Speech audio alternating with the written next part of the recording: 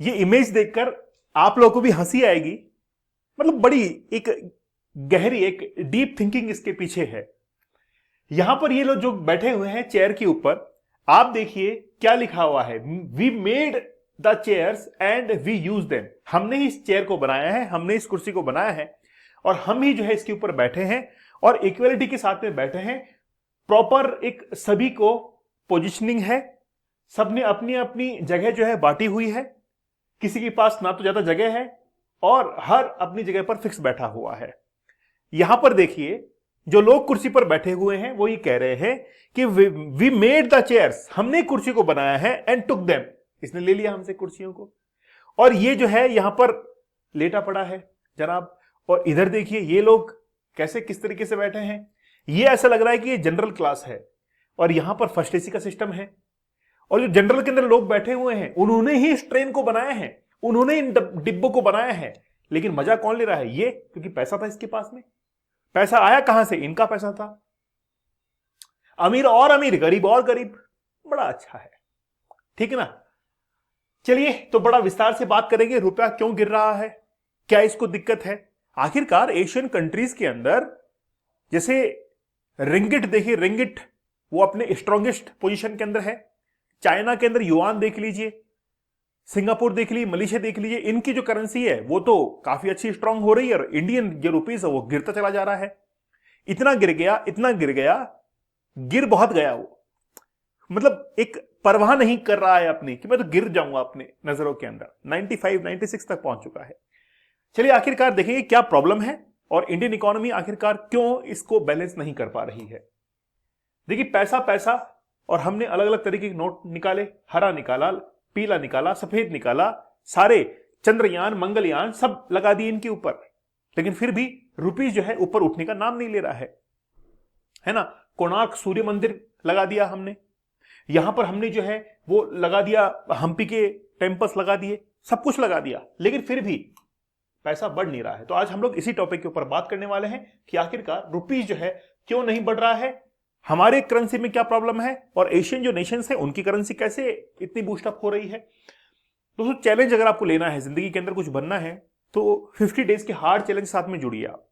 Challenge थोड़े से tough होते हैं, कल का चैलेंज बहुत टफ था। स्टूडेंट्स ने कहा कि सर ये तो नहीं हो पाएगा हमसे। मैं क्या, देखो करना ही पड़ेगा यार, आपकी विल पावर इंक्रीज करनी है, जिंदगी में कुछ करना है तो दुनिया आपको चुनौती दे उससे पहले आप मुझसे चुनौती ले लीजिए, ठीक है। तो स्वीकार कीजिए, एक्सेप्ट कीजिए, एडवांस कूपन कोड आप लोग को यूज करना है। देखो अब विस्तार से बात करते हैं। अब इंडियन रुपीस जो है वो गिरता चला जा रहा है पिछले कुछ सालों के अंदर। Even Asian currencies have strength उनके अंदर आ चुकी है कुछ महीनों के अंदर, लेकिन भारत का जो रुपीस है वो क्या हो रहा है, गिरता चला जा रहा है डॉलर के मुकाबले। मलेशिया का चाहे रिंगिट हुआ या थाई का बात हुआ, चाइनीज युआन हुआ, सिंगापुर का डॉलर हुआ, सब अपने स्ट्रॉन्गेस्ट पोजीशन पर हैं, लेकिन रुपीस गिरता चला जा रहा है। ग्राफ्स के माध्यम से हम लोग समझेंगे। अब हम लोग एक कंपैरेटिव स्टडी करते हैं। आज उन लोगों को भी सुनना चाहिए जो कि कहते हैं कि मोदी के काल के अंदर ऐसा कुछ डाउनफॉल हुआ है, और उनको भी सुनना चाहिए जो ये कहते हैं कि नहीं ये डाउनफॉल पहले से ही था। दोनों के लिए बातें यहां पर आपको मिल जाएंगी, ठीक है। अब प्राइम मिनिस्टर मोदी जी बने 2014 के अंदर, इनकी जब सरकार बनी तो ये आए सरकार के अंदर अस्तित्व में। उस समय जो रुपीस की प्राइस थी 58 रुपए मात्र थी, केवल 58 रुपए मात्र थी, ठीक है ना। अब जैसे सेकंड टर्म आता है 2019 के अंदर तो ये बढ़कर 69 हो जाती है, 10 रुपए और बढ़ जाती है, ठीक है। फिर जून 2024 के अंदर इसकी प्राइस देखिए जबरदस्त हाइक हुआ है 83, और अब जो है वो 96 के आसपास पहुंच चुकी है। इस समय यहां पर यूक्रेन और रशिया का वॉर भी हो चुका है। कंडीशंस में आपको बता देता हूं, रशिया यूक्रेन का वॉर है, इजराइल ईरान का वॉर है, इजराइल गाजा के हमास के बीच में वॉर है। ये सब कुछ जो है यहां पर चला, लेकिन वो यहां पर नहीं था, ठीक है। इससे पहले क्या हुआ, जिस समय मनमोहन सिंह की सरकार थी उस समय क्या हुआ, सिमिलर ट्रेंड देखने को मिला। During the Manmohan Singh years from the 2004 to 2014 the rupees fell from the 45 रुपए जो है वो 60 रुपए पर पहुंच गया, और जैसे 60 रुपए पर था 58 पर, तो मोदी जी ने संभाला, तो 10 साल के अंदर वो 45 से 60 पहुंच गया, और फिर उसके अगले 10 साल के अंदर 60 से वो 85 पहुंच गया, ठीक है ना। तो लगभग देखिए, आप देखिए इसको कैसे हम लोग समझते हैं कि 2004 से लेकर और 2014 तक, जो कि पहले 45 था, 45 से कितना पहुंचा, 60 पहुंचा, ठीक है, 60 पहुंचा। तो यहां पर इंक्रीज कितना हुआ, रुपीस 15 पॉइंट्स इंक्रीज हो गया। फिर जब 2014 में मोदी जी ने संभाला और 2024 तक ये कितना पहुंचा, यहां पर जो है वो 60 था और ये कितना हो गया, 85 हो गया, 85 हो गया। तो यहां पर भी पॉइंट्स कितने बढ़ गए, 15 पॉइंट बने।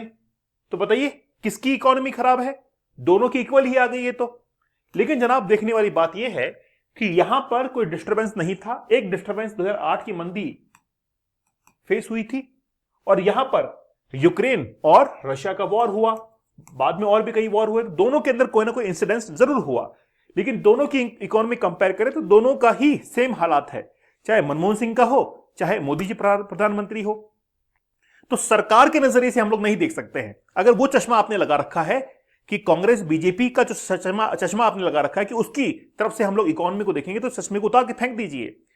ऐसा इकोनॉमी को नहीं देखना होता है। इकोनॉमी को देखने के लिए इकोनॉमिक्स की जो आंकड़े हैं, जो आकलन है, एनालिसिस है, उसको देखना होता है। अब देखिए आप 2012 के अंदर रुपीज का जो प्राइस था वो अच्छा खासा था और डाउनफॉल आप देखिए, और जिस समय 2014 के अंदर ज्वाइन किया मोदी जी ने, उस समय भी वो डाउनफॉल पर ही तो था, वो चलता हुआ ही आ रहा था। यहां से मैं मतलब वाकई में वो चश्मा उतार देना चाहता हूं कि जिस चश्मे को से आप देखते ना कि बीजेपी कांग्रेस थी, नहीं, एक आम इंसान को नहीं देखना चाहिए। बीजेपी गवर्नमेंट या कांग्रेस गवर्नमेंट नहीं देखना चाहिए, उसको चाहिए कि मेरा डेवलपमेंट कितना हुआ, मेरे शहर का, मेरे राज्य का डेवलपमेंट कितना हुआ, उसके अकॉर्डिंग देखना चाहिए। रुपीस की प्राइस देखिए लगातार बढ़ती चली जा रही है और आज लगभग 96 रुपीस के आसपास में पहुंच चुका है। ये 100 जल्द ही पहुंच जाएगा। मतलब $1 इज इक्वल टू 100 रुपीज। अगर आपको मान लीजिए अमेरिका अगर जाना है और अमेरिका में जाने के बाद आपको $20 की जरूरत पड़ती है, तो आप क्या करेंगे कि आप जो उसको कितने रुपए देंगे, $2000 देंगे। जब आप उसको $2000 देंगे तब वो आपको $20 देगा। सोच के देखिए, इतनी बड़ी करेंसी आपने दे दी। अब आप ये सोच के देखिए कि भारत के बाहर जो नौकरी पेशा लोग हैं, वो अगर डॉलर को रुपीस में कन्वर्ट करेंगे या रुपीस को डॉलर में कन्वर्ट करेंगे तो कितना कुछ डिफरेंस देखने को मिलेगा। ठीक है, तो ये लगातार जो है बढ़ रहा है। अब हम लोग जब भी इकोनॉमिक्स को पढ़ते हैं या देखते हैं, कंपैरेटिव स्टडी करते हैं, तो एक तो होता है डायरेक्ट इंडिकेटर्स, जिसको हम लोग कहते हैं कि पर कैपिटल इनकम देखो, साथ ही में नेशनल इनकम देख लो, पता लग जाएगा कि कौन देश कितना विकास कर रहा है। और जब कोई देश विकास करता है तो उसके बाय प्रोडक्ट सामने निकल कर आते हैं कि पॉवर्टी कितनी हुई, एम्प्लॉयमेंट कितना, अनएम्प्लॉयमेंट कितना हुआ, लिटरेसी रेट कितना हुआ, क्या हेल्थ है, लाइफ एक्सपेक्टेंसी रेट कितनी है, ठीक है, अटेंशन रेशियो क्या है, इन्फेंट मोर्टेलिटी रेट कितनी है। मैं शुरुआत में आपको बताता हूं, मुझे टर्म समझ में नहीं आती थी जब मैंने यूपीएससी की तैयारी की थी कि क्वालिटेटिव और क्वांटिटेटिव प्रोग्रेस कैसी होती है। शुरुआत था, है ना, शुरुआत था, स्टार्टिंग में समझ नहीं आया। फिर एक टीचर थे, उन्होंने कहा कि एक तो भारत के नॉर्थ के अंदर जो एजुकेशन दी जाती है और भारत के साउथ में जो एजुकेशन दी जाती है उसमें क्या डिफरेंस है। मैंने कहा कि ठीक है, एजुकेशन में क्या है, उनका काफी अच्छा कम्युनिकेशन स्किल होता है, बुक्स काफी अच्छी होती हैं, ठीक है, ज्यादा अच्छे से वो लोग इकोनॉमिकली ग्रो कर पाते हैं। आज केरल का जो एजुकेशन रेट है सबसे हाई है। बोला क्यों है ऐसा? क्योंकि उन्होंने क्या किया कि अपनी क्वालिटीज को मेंटेन किया। जब क्वालिटी मेंटेन हुई तो फिर क्या हुआ, क्वालिटी मेंटेन हुई तो एक अच्छा आउटपुट सामने निकल कर आया।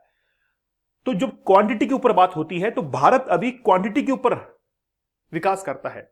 मतलब हम चाहते हैं कि मैक्सिमम लोगों तक एजुकेशन पहुंच जाए, लेकिन साउथ के जो स्टेट्स है वहां पर क्या है कि मैक्सिमम लोगों तक तो एजुकेशन पहुंच चुकी है। अब जिनके पास में एजुकेशन पहुंच चुकी है, अब उनके क्वालिटी को डेवलप किया जाएगा, तो वो क्वालिटेटिव इंप्रूवमेंट है। और नॉर्थ की जो स्टेट्स हैं इनके अंदर अभी क्वांटिटेटिव एजुकेशन अभी चल रहा है। तो डिफरेंस है ना, डिफरेंस है दोनों के अंदर। ऐसे ही वेस्टर्न कंट्रीज और इंडिया के बीच में होता है, डेवलप्ड नेशंस और डेवलपिंग नेशंस के बीच में होता है। जो डेवलप्ड नेशंस होते हैं उनके पास में वो ऑलरेडी जो है वो क्वांटिटेटिव डेवलपमेंट कर चुके हैं, वो अब क्वालिटी के ऊपर ध्यान दे रहे हैं, उनका इंफ्रास्ट्रक्चर मजबूत हो चुका है और हम लोग अभी इंफ्रास्ट्रक्चर को बना रहे हैं, बस ये डिफरेंस होता है। ये मोटा मोटी बात है। तो बात यह है कि जब भी हम लोग किसी भी देश की इकोनॉमी को देखते हैं तो उसके साथ में उसके बाय प्रोडक्ट को देखना जरूरी है कि क्या हेल्थ रही, क्या हमारे पास में एजुकेशन है और हमारे लिए एजुकेशन कितनी सस्ती है। मेरे एक बात समझ में नहीं आती, मैं अभी 3-4 दिनों से देख रहा था, एक एडिटोरियल मैंने पढ़ा, उस एडिटोरियल के अंदर यह था कि सरकार हमको यह कहती है कि तुम पेड़ लगाओ। मतलब बड़ा इंप्रेसिव वो सेंटेंसेस थे कि सरकार हमको यह कहती है कि तुम पेड़ लगाओ। हम सरकार से पूछते हैं कि तुम पेड़ को काटो, भाई तुमने पेड़ को क्यों काटा बताओ। हमको कहते हो पेड़ लगाओ, तुमने क्यों नहीं लगाया पेड़, तुमने काटा क्यों पेड़। मतलब उसके अंदर एक कटाक्ष था उस एडिटोरियल के अंदर, बड़ा जबरदस्त मेरे दिमाग में बैठा। मगर बात तो सही है, सरकार हमको कह रही तुम पेड़ लगाओ, काटेंगे हम। सरकार को क्या हक है पेड़ काटने का, सरकार को क्या हक है। तो सरकार अगर हमको पेड़ लगाने के लिए कह रही है तो सरकार को कह दे कि वो पेड़ काटे ना, वो पेड़ लगाने के बराबर ही है। एक हमारे मित्र हैं नजदीक के अंदर, पड़ोस में है, गाड़ी की सर्विस के लिए मैं जाता हूं, तो उन्होंने कहा कि यार पैसा कहीं से आता नहीं है यार, इनकम बढ़ नहीं रही है। मैंने उनको एक बात कही, अगर पैसा कहीं से आ नहीं रहा है तो अपने खर्चों के अंदर कटौती कर दो। जब इंसान अपने खर्चों में कटौती कर देता है तो वही तो उसकी इनकम है। जहां पर वो पहले 100 रुपए में से 40 रुपए खर्च किया करता था, उसकी जेब में 60 रुपए बचा करते थे। अगर वो 40 की बजाय 20 ही खर्च करे तो अब जेब में 80 रुपए बचेंगे, तो ऑटोमेटिक आपकी जो इनकम है वो 80 रुपए के आसपास पहुंच जाएगी। इस चीज को समझना जरूरी है। एक मिडिल क्लास जो फैमिली होती है उसको ये बात समझना जरूरी होती है, ठीक है ना। ये टी शर्ट जो आप लोग मुझे पहना हुआ देख रहे हैं, कई सालों से देख रहे होंगे, समझ जाइए बात को। चलो आगे देखो, मलेशिया थाईलैंड के अंदर ऐसा क्या हुआ। Ringgit strength is driven by the countries current account surplus strong domestic economy. अब क्या हुआ कि रिंगिट जो है ना, रिंगिट मलेशिया का रिंगिट, वो क्यों बढ़ा, क्योंकि डोमेस्टिक इकोनॉमी के ऊपर उन्होंने डिपेंड होना शुरू हो गया वो, और साथ ही के अंदर ग्रोथ जो है उनको मिली, फॉरेन इन्वेस्टमेंट उनके देश के अंदर आया। अब फॉरेन इन्वेस्टमेंट क्यों आया उसका रीजन आगे है, जाता नहीं है वहां पर इतना इन्वेस्टमेंट थाईलैंड के अंदर, मलेशिया के अंदर, लेकिन कहां से आया अभी मैं आपको आगे बताऊंगा, कैसे इंडिया का पैसा खींच कर जो है वहां पर डाल दिया गया। फिर देखिए चाइना का युआन देख लीजिए, वो भी काफी अच्छी स्ट्रेंथ के अंदर आया। सिंगापुर का डॉलर जो है उसने भी अच्छा गेन किया। इवन पाकिस्तान जो है वो भी स्टेबिलिटी के ऊपर आया, लेकिन फिर भी रुपीस गिर क्यों गया। अब उसके रीजन की तरफ हम लोग चलते हैं। देखिए पहली बात तो यह है कि जिस समय भारत के ऊपर टैरिफ लगाया गया, उस समय भारत के अंदर कई प्रोमोटर्स और इन्वेस्टर्स जो थे उन्होंने अपना पैसा खींचकर जो है वो कहां पर डाल दिया, साउथ ईस्टर्न एशियन नेशंस के अंदर डाल दिया, मलेशिया, सिंगापुर, थाईलैंड वगैरह वहां पर डाल दिया। अब हमारे देश के अंदर जो पहले से पैसा इन्वेस्ट था उसको कहां पर डाल दिया, इन देशों के अंदर। तो उनकी इकोनॉमी तो बढ़नी ही थी और हमारी डाउन जानी थी। कुल मिलाकर बात तो यही है। और ऐसा क्यों हुआ, अमेरिका की बहुत सोची समझी इसकी पचे साजिश थी, है ना, बहुत मतलब रणनीति जिसको हम लोग कहते हैं। तो जो इंडिया के अंदर इन्वेस्टर्स थे उनको भगा दिया बाहर और वो बाहर चले गए, बस ये मान लीजिए आप, ठीक है। तो एक तो ये रीजन हुआ। दूसरा, यूक्रेन रशिया का वॉर। यूक्रेन रशिया की वॉर में क्या हुआ, हम अपने जो ऑयल के लिए डिपेंड हुए दूसरे कंट्रीज के ऊपर। रशिया से जो हेल्प मिलनी चाहिए थी in terms of defence, in terms of weapons, वो हमको नहीं मिल रही थी। कच्चा माल हमको नहीं मिल रहा था, थोड़ा सा और करेंसी जो है वो हिट हुई। एट द सेम टाइम जो है वो इंडियन गुड्स जो थे वो बाहर की और उसकी डिमांड भी कम हो गई क्योंकि टैरिफ वगैरह लग गया। कुल मिलाकर बात यह है कि इंडियन जो प्रोमोटर्स थे, इन्वेस्टर्स थे, उन्होंने अपना पैसा खींचकर जो है किसी दूसरे मार्केट में डाल दिया और इसके कारण हमारी जो करेंसी है वो डाउनफॉल की तरफ आती गई और अभी भी वो डाउनफॉल की तरफ ही जा रही है। अगर इसको संभालना है तो हमको अपने डोमेस्टिक मार्केट के ऊपर ध्यान देना होगा कि हम लोग जो प्रोडक्ट बना रहे हैं वो वाकई में क्वालिटी वाले हों। एक एग्जांपल मैं आपको बताता हूं। रिसेंटली क्या हुआ कि व्हाट्सएप के ऊपर चर्चा हो रही थी कि व्हाट्सएप जो है वो आपको पता है कि अपनी मनमानी करता है, व्हाट्सएप, फेसबुक वगैरह। तो हमने अपना नया सोशल मीडिया एक डेवलप किया जोहो के नाम से डेवलप कर लिया। हम चाहते हैं कि हम लोग इंडियन ब्रांड को अपनाएं, लेकिन अपनाएं कैसे आप मुझे बताइए। क्या वो व्हाट्सएप को टक्कर दे सकता है? क्या वो उसके अगेंस्ट के अंदर मजबूत है? तब तो अडॉप्ट करेंगे ना भाई, कैसे अडॉप्ट कर लेंगे? आप समझ रहे हैं? तो क्वांटिटी तो हमने बनाई, एप्लीकेशंस हमने बनाए, प्रोडक्ट्स हमने बनाए, लेकिन वो क्वालिटी को कॉम्प्रोमाइज हो गई वहां पर। यही फर्क है। जिस दिन हम लोग क्वालिटी प्रोडक्ट को बनाने लग जाएंगे उस दिन हमारा इंडियन मार्केट जो है वो मजबूत हो जाएगा, रुपीस अपने आप बढ़ने लग जाएगा। लेकिन नहीं, हम तो बाहर से प्रोडक्ट मंगाए, चाइना से मंगाएंगे, इंडिया में असेंबल करेंगे, यही हमारी मेंटेलिटी रहती है, और फिर इंडिया वालों को चिपका देंगे। बाहर से मंगाएंगे, इंडिया के अंदर असेंबल करेंगे, इंडिया को चिपका देंगे। सब एक दूसरे के ऊपर टोपी पहनाने में लगे हुए हैं, है ना। और वही टोपी जो है आज पूरा विश्व मिलकर भारत को पहना रहा है कि लो भाई, तुम टोपी पहनाते थे, अब देखो तुम्हारी करेंसी किस तरीके से नीचे जा रही है। आप इस चीज को समझ रहे होंगे, ठीक है दोस्तों। 50 डेज का हार्ड चैलेंज बड़ा जबरदस्त है। एडवांस कूपन कोड यूज करना है। इससे पहले 75 डेज का हार्ड चैलेंज, 100 डेज का हार्ड चैलेंज शुरू किया है, कंप्लीट किया है। दीपक इंदौर ऑफिशियल टेलीग्राम चैनल पर जरूर ज्वाइन कर लीजिएगा। तो मिलते हैं आप लोगों से नेक्स्ट सेशन के अंदर। तब तक धन्यवाद, थैंक यू, जय हिंद।